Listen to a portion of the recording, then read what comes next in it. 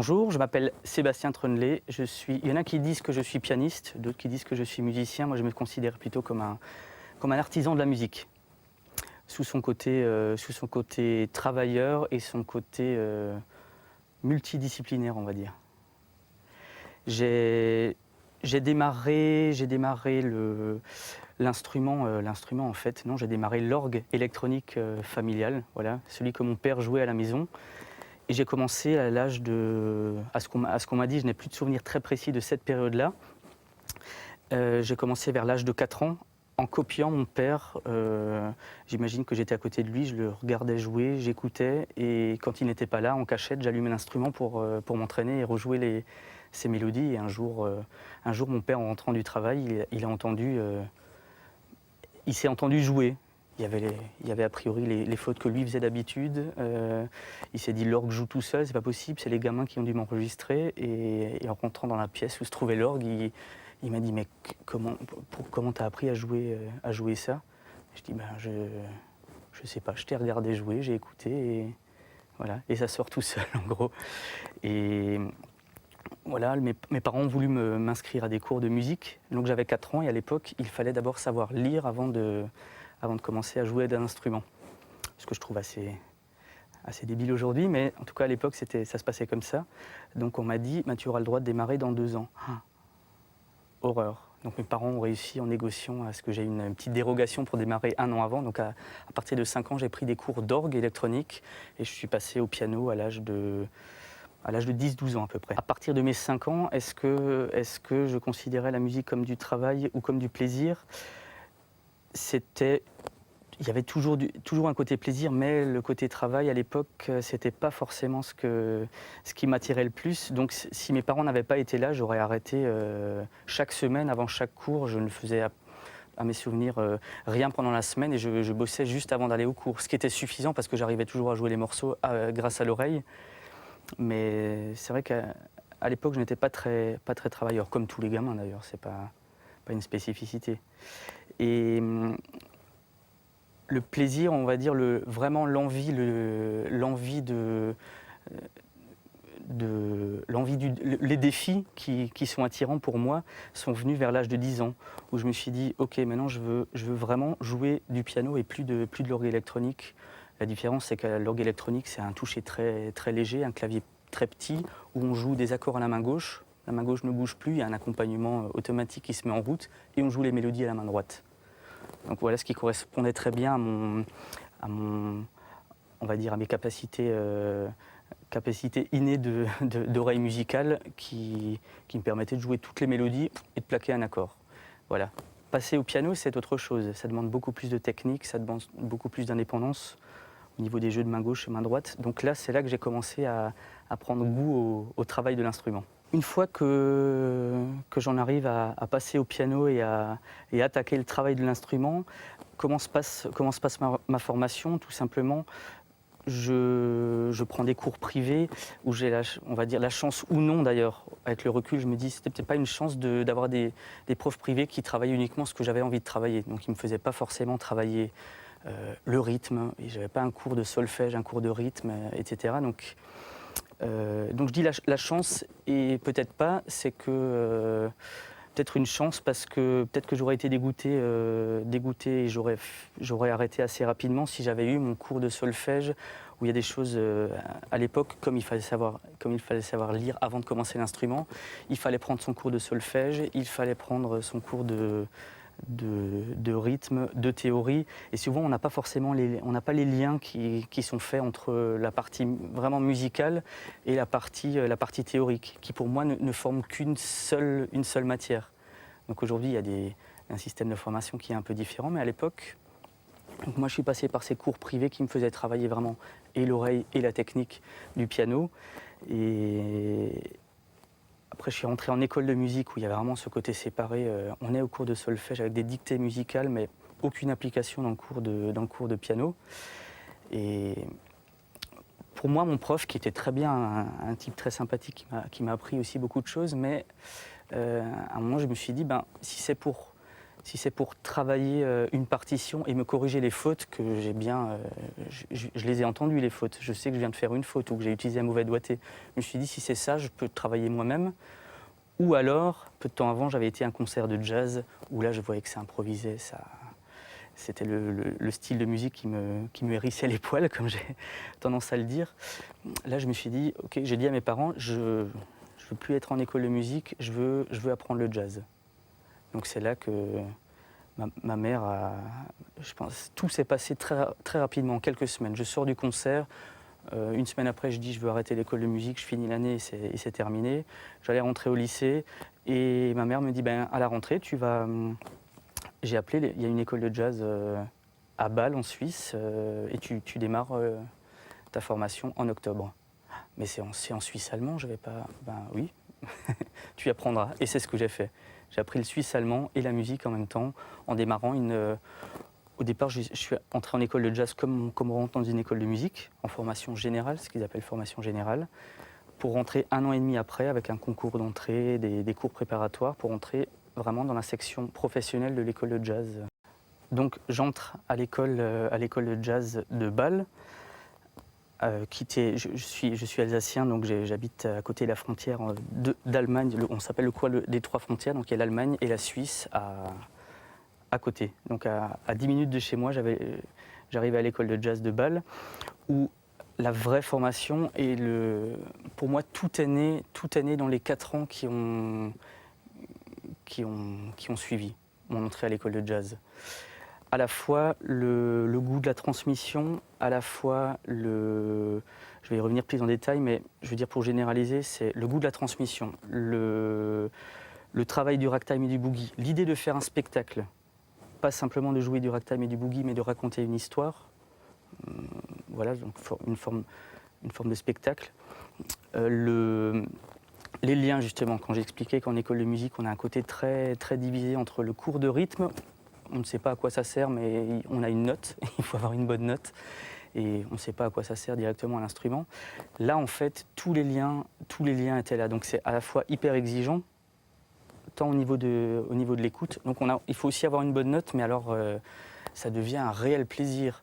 On ne nous dit pas, regarde, tu as une noire et 2 croches, ça fait tin, tin, tin, tin, tin, tin, tin.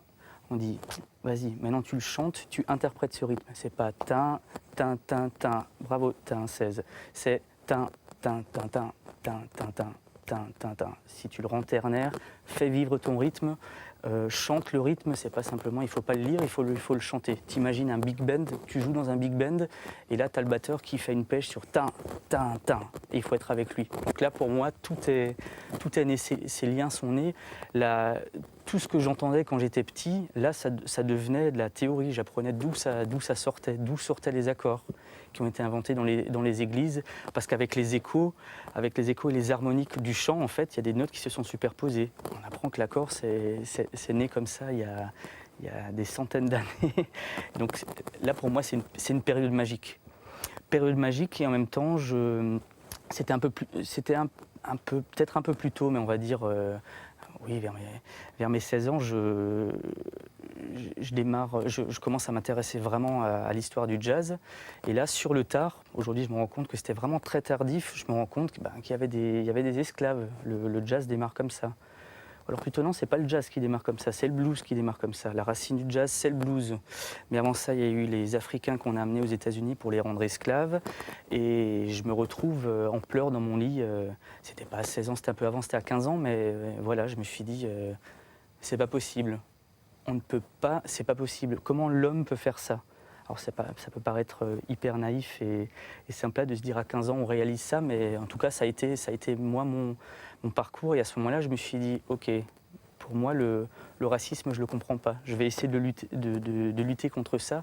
Donc je n'avais pas encore conscience, si j'en avais conscience, mais je ne savais pas ce que j'allais en faire, comment j'allais lutter contre ça. Et aujourd'hui je le sais, je suis en plein dedans.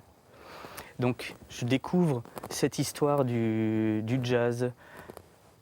Je m'intéresse au boogie, je commence à me dire, ok, le boogie, maintenant je suis grand, je veux devenir musicien professionnel, je suis en train d'attaquer des études sérieuses, je vais commencer à travailler du boogie et du ragtime. Le blues, j'ai toujours adoré ça aussi depuis tout petit. Donc pendant ma formation, on va dire que je faisais partie des bons éléments de l'école parce qu'une bonne oreille, plutôt travailleur et tout ça.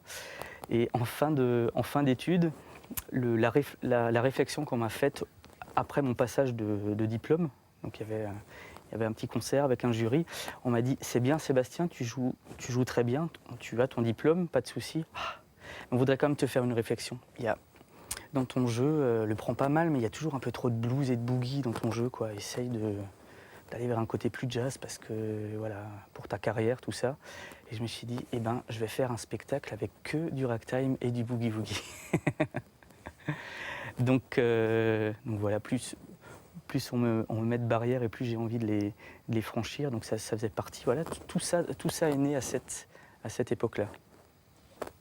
À partir du moment où je sors de l'école, que j'ai mon diplôme, est-ce que j'ai démarré mon activité professionnelle? Je vais toujours être obligé de revenir sur mon parcours parce que je fais tellement de choses que parfois j'en oublie et c'est en me posant des questions que je me rends compte que ah oui, c'est vrai que j'ai fait ça aussi. Donc c'est pas en sortant de l'école, c'est en même temps que l'école, parce qu'il y avait une partie de pédagogie très importante. On apprenait à donner des cours, à s'intéresser à la pédagogie, à l'enfant, aux élèves de différents âges d'ailleurs, comment leur enseigner, comment leur apprendre l'instrument, etc., la musique.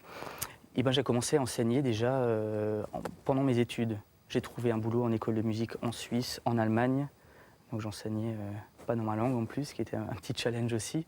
Donc j'ai commencé mon activité professionnelle pendant mes études. Et parmi les conseils de mes professeurs que j'ai suivis pour le coup, et on nous a dit, ne vous mettez aucune barrière. C'est-à-dire que si demain on vous propose d'aller jouer dans un groupe de funk, que vous n'avez jamais joué dans un groupe de funk, allez-y, découvrez tous les styles de musique. C'est après que vous ferez des choix. Et j'ai absolument, totalement suivi ce conseil. Je jouais dans 5 groupes à l'époque. Un groupe de blues, un groupe de funk, j'avais 2 groupes de jazz, un duo avec une chanteuse et je jouais dans un big band de jazz et j'avais un groupe de hip-hop à l'époque. Plus tard, j'ai joué dans un groupe de reggae pendant 10 ans. On a fait on a eu plus de 500 dates avec ce groupe-là. J'ai produit et joué dans un groupe de chansons françaises. Voilà, donc j'ai joué dans des groupes de salsa, de tango. J'ai goûté à plein de musiques pour après en arriver à un projet plus personnel. Donc j'ai pris toutes ces expériences-là, dont l'expérience de producteur qui m'a fait découvrir un autre aspect du métier qui me sert beaucoup aujourd'hui. Et donc, est-ce que je me suis posé des questions sur les côtés viables de mon métier? Non du tout. Mes parents se sont assez posé des questions pour moi, donc moi je les ai toujours rassurés ou non, j'en sais rien. Je pense qu'on n'est jamais vraiment rassuré en tant que parent, mais en tout cas, moi je ne me suis jamais posé les questions. Je me les pose toujours pas. 20 ans plus tard, je fais et on verra bien. D'ailleurs, il y a 2 ans, quand même, c'est pas que je me suis posé des questions, mais je me suis fixé une limite. Je me suis dit, dans 2 ans, soit ça commence à marcher, tout ce que je mets en place, au niveau que j'ai imaginé quand j'étais plus jeune. Et si ça ne marche pas à ce niveau-là, si c'est simplement travailler pour travailler et dire je suis musicien, mais vivoter et pas arriver dans des projets d'ampleur. Après, c'est personnel l'ampleur, hein, c'est pas un jugement absolu. J'étais prêt à arrêter. Là, pour moi, au mois d'août, j'allais prendre une décision. Soit je quitte le métier, parce que j'ai plein d'autres choses que j'aime dans la vie. Je me verrais bien ouvrir une maison d'hôtes et être au fourneau, ma compagne au service, et on organiserait des concerts, par exemple. Voilà, tout est imaginable. J'adore le travail manuel. Je me serais imaginé aussi menuisier, par exemple. Travail du bois, voilà, me plairait beaucoup, mais sauf que là, tout ce que j'ai mis en place depuis quelques années commence à payer. Donc là, je peux pas arrêter. Il y a trop de projets qui sont en cours, trop d'engagements qui sont en cours, heureusement, et donc j'avance. Je me pose des questions une fois que ça a été fait en me disant ah c'est fou, j'ai quand même fait tout ça. je sais toujours pourquoi je le fais. Je ne fonce pas tête baissée dans des projets quand même. J'ai vraiment les pieds sur terre, dans le côté artisan de la musique et pas artiste. Voilà, j'ai peut-être oublié ce côté-là. Souvent on se dit un artiste, ça se lève à midi et ça se couche très tard et on ne règle pas forcément ses factures à temps, ce qui est vrai. Mais par contre, voilà, j'ai un côté très pragmatique, quoi. Voilà. Il y a un concert, il faut s'occuper des relations presse, il faut inviter des programmateurs, et après il faut travailler sur l'instrument. Je n'ai pas le temps de faire que ça, donc il faut que je m'organise entre les cours que je donne, la méthode des boogie-woogie que je suis en train d'écrire et qui va sortir bientôt, un projet de livre illustré. J'ai trouvé un financeur qui m'a dit on voudrait bien te soutenir dans un de tes projets, et c'était un projet qui dormait dans un carton de livre illustré parce que je me suis rendu compte une fois de plus qu'il y avait une faille dans tout mon parcours d'apprentissage. Je me suis rendu compte qu'il y a des failles, il y aura toujours des failles, mais pour moi il y avait des choses qui manquent réellement et je peux en apporter certains éléments. Faire connaître l'histoire du ragtime, du boogie-woogie, de l'esclavage, de la guerre de sécession, de la ségrégation raciale à des enfants de 6 à 12 ans, il n'existe pas vraiment d'outils. Il n'existe pas d'outils ludiques. Là, je suis en train d'apporter une solution, par exemple. Donc je fais mes projets, j'avance et je me pose après la question de si je l'avais bien fait ou pas. La scène, dans mon quotidien et dans mon planning, on va dire, se gère de manière assez réduite. C'est-à-dire que je n'ai pas toujours le temps de travailler mon instrument par l'ampleur de mes activités. Mais j'apprends à me concentrer sur l'essentiel. Vraiment, quand je sais que j'ai un concert, un spectacle de rag and boogie, je révise mes textes, je retravaille sur les intentions de jeu, je vais retravailler certains détails de morceaux qui, je sais qu'ils vont être un peu compliqués. Si je sais que je risque de jouer sur un piano assez dur, je vais travailler le côté musculaire ou le côté décontraction des muscles pour ne pas arriver à mes limites lors du spectacle. Et c'est assez fou, ça c'est aussi un souvenir de quand j'étais tout petit, quand j'ai animé ma première soirée, j'avais 6 ans quand je l'ai animée avec mon père. Et on va dire que cette soirée-là, ça n'a pas été forcément du plaisir avant, parce que c'était plutôt de l'angoisse. Mais par contre, à partir de ce moment-là, parce que ça s'est bien passé, peut-être que j'aurais eu une vie très différente si ça s'était passé différemment. Ça s'est très bien passé, et moi, mes souvenirs de vraiment tout petit, en jouant dans des soirées privées comme ça, je me réjouis d'être sur scène, tout simplement. Et je me réjouis tellement, je n'ai jamais l'angoisse. Pour moi, ma seule angoisse, c'est est-ce qu'il y aura du monde dans la salle? S'il y a du public, alors que ce soit 5 personnes ou 300, je me réjouis. Et là, je donne tout. Je suis là pour jouer de la musique. Donc, c'est un partage. Il y a aussi c'est une transmission un peu différente, ce qui n'est pas pédagogique, mais c'est une transmission, c'est un échange avec le public, quel qu'il soit. Ça peut être un ami qui est là et je le joue. D'ailleurs, c'est ce qui m'aide aussi à composer. Je me mets dans un état. Si je vais composer, par exemple, j'ai un ciné-concert que je propose sur le film Faust de Murnau. J'identifie les scènes qui me paraissent pour moi être un élément à mettre en musique, à illustrer musicalement. Je vais me baser sur un sentiment. Je me dis, ok, là, le personnage est hyper triste, il vient de perdre son enfant, donc j'essaie d'imaginer le sentiment, j'essaie de me mettre à la place de la personne et la musique sort quasiment de mes doigts. Là, c'est pas contrôlé du tout. Je me mets dans cet état-là et la musique en sort dans cet état, l'état du moment. Et ça va être pareil sur scène. Voilà, je suis sur scène, je me réjouis. Donc, après, toute la préparation est oubliée. toutes les galères. Il y a un piano qui est un peu dur, qui n'est pas accordé. Tant pis, je suis là et j'ai ce piano-là et il y a les gens qui sont... Le public est là, il est là pour me voir, et ben je donne tout. Donc je n'ai jamais de lassitude parce que chaque concert est différent. On ne jouera jamais deux fois de la même manière. Surtout que je joue mon spectacle Rag & Boogie qui n'est pas que du jeu de piano, donc il y aura toujours des instants de... Il y a l'humour dans les textes qui va passer, qui nous met dans un... qui change le rythme.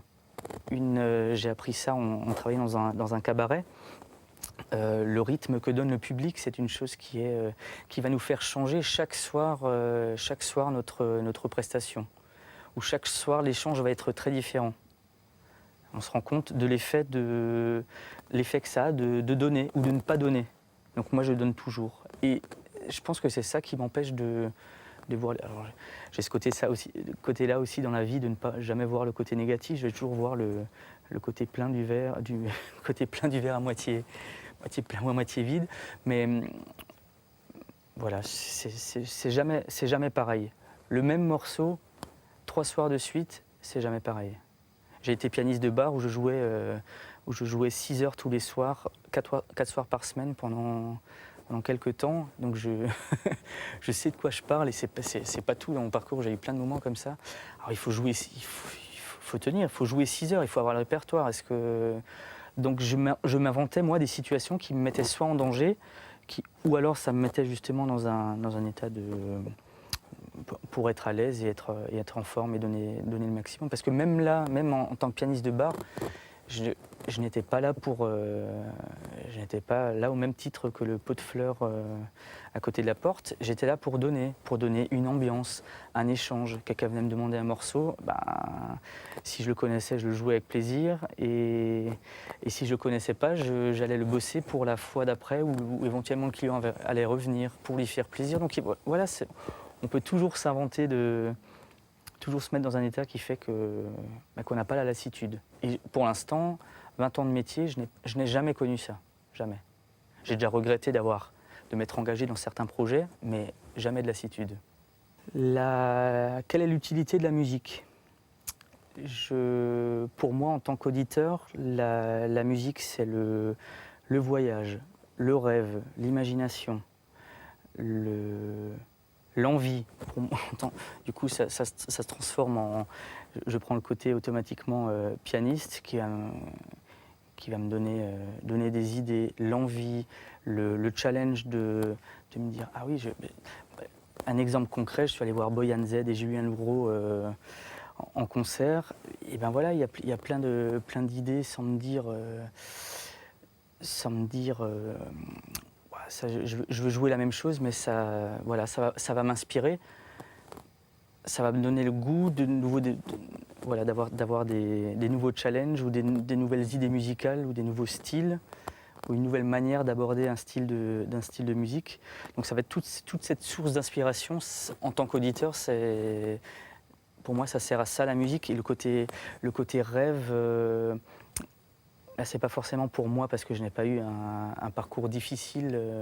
Je n'ai jamais été dans le besoin ou autre, mais je sais que le chant pour des gens qui se retrouvent, réfugiés dans un camp.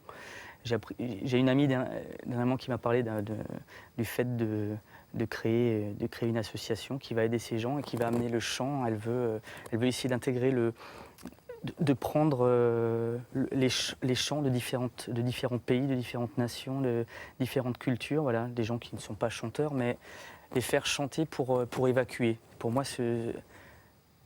évacuer l'exutoire, c'est l'exutoire, le blues, le ragtime et le boogie-woogie, c'est ce qui a servi d'exutoire aux esclaves, aux fils d'esclaves, aux anciens esclaves qui ont créé ces musiques, des musiques qui sont hyper joyeuses, voilà, c'est un rythme communicatif, ça donne envie de danser, ça donne le sourire. Donc il y a tout ça dans la musique.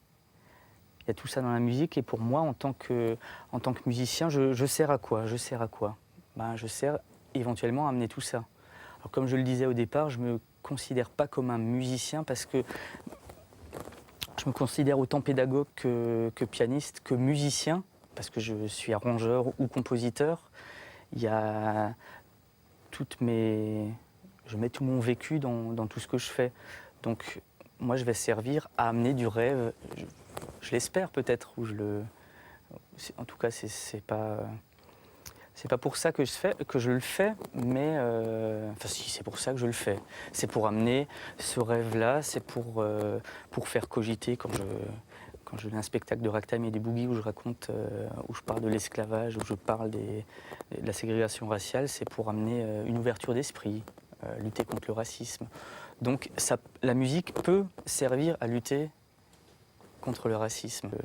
Je me posais la question comment j'allais ces pleurs dans mon lit en découvrant l'esclavage et tout, et ce qu'ont vécu les musiciens afro-américains. Comment j'allais transmettre ce choc, comment j'allais en faire quoi? Et ben j'en fais ça aujourd'hui. Je vais participer au Festival d'Avignon cet été. Je fais tout le mois complet avec mon spectacle pour amener. Voilà, je réalise un rêve de gamin en plus de faire découvrir ces musiques et cette histoire à des gens qui ne s'y connaissent pas forcément en musique, qui n'aiment pas forcément le piano, mais voilà, ça sert de lien. Je transmets. Je suis un transmetteur, un émetteur et un transmetteur.